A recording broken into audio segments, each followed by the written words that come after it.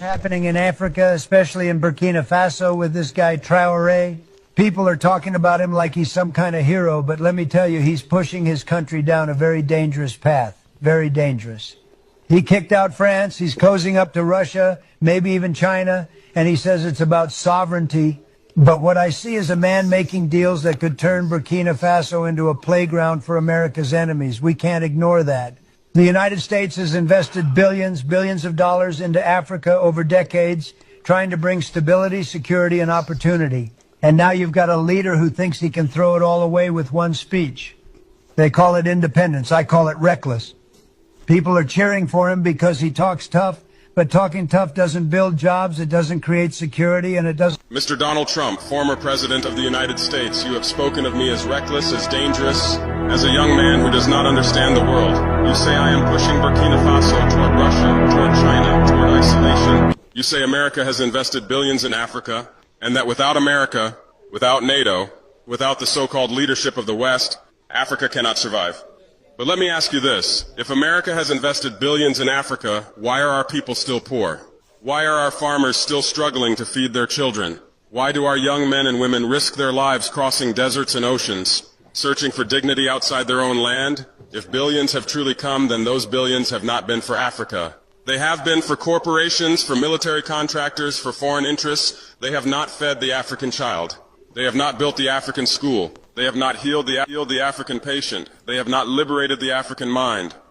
You call me reckless for expelling France, for rejecting foreign troops who have sat on our soil for decades. But tell me, Mr. Trump, what has their presidents brought us? Did the French bases bring security? Did the American drones bring peace? For over 60 years, foreign soldiers have been here in Africa promising protection.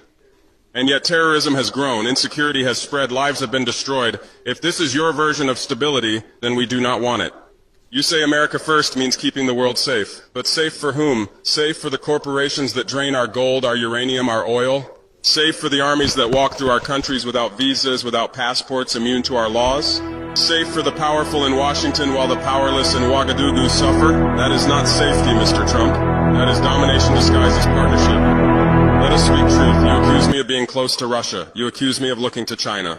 But who gave you the right to decide who Africa can speak to? Who gave America the authority to say that if Africa chooses its own friends, it is dangerous? You, Mr. Trump, say America first. You boast about it. You campaign on it. You built your whole brand on it. So why should Africa not say Africa first? Why should Burkina Faso not say Burkina Faso first? Why do you demand for your people what you deny for ours? This is the arrogance of empire. This is the hypocrisy of those who claim freedom for themselves but impose chains on others. You call me young. Yes, I am young, but perhaps it is time the old order of exploitation hears the voice of the youth. For 60 years, Africa has been told to wait for development, to wait for investment, to wait for respect. We are tired of waiting. The youth of Africa will no longer kneel. We will no longer beg. We will no longer ask permission to be free. You speak of terrorism, Mr. Trump. You say that without America, Africa cannot defeat it. But let me remind you, terrorism did not grow in Africa because Africans invited it. It grew because of wars imposed on us, because of chaos spread in Libya, because of weapons that flowed from NATO's adventures, because of policies written in Washington and Paris. You destabilized our region, and now you say you are the solution. This is like the arsonist calling himself the firefighter. In Burkina Faso, in Mali, in Niger, we have chosen a different path. We have formed the Alliance of Sahel States, not as puppets of Moscow, not as colonies of Paris, not as dependents of Washington, but as sovereign nations who will defend ourselves. We know our land, we know our people. We know how to distinguish a terrorist from a farmer, a criminal from a villager. Your drones cannot, your satellites cannot. You bomb from the sky, and innocent lives are lost. We fight on the ground, shoulder to shoulder with our people, and we will win. You say I am isolating Burkina Faso from progress, but what is progress if it comes at the cost of sovereignty? We do not need lectures from America about progress. Progress is not skyscrapers in New York while villages in Africa starve. Progress is not billion-dollar corporations mining our gold while our miners die in darkness. Progress is freedom. Progress is dignity. Progress is when the child of Africa can dream without chains. Mr. Trump, you said I am fiery, and you are right. I am fiery because my people burn with hunger for justice. I am fiery because my nation is tired of lies. I am fiery because Africa has been silent too long. We were told independence had come, but our banks were still controlled in Paris. We were told we were free, but our armies were trained to obey foreign generals. We were told we were partners, but we were treated as children. The fire you see is not recklessness. It is the fire of liberation, the fire of a continent that will no longer bow.